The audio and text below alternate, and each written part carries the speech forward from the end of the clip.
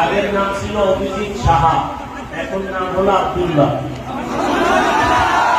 আল্লাহ কবুল করেন। আর এফিডেভিট কাগজ এখানে সবকিছু আছে, কোর্টের কাগজ আছে। তো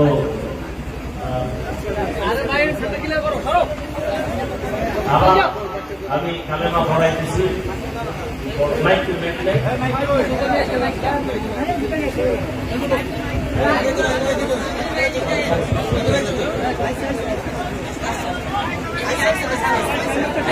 ভাই আপনার সাইড দেন না। لا إله إلا الله محمد رسول الله أشهد أن لا إله إلا الله وحده لا شريك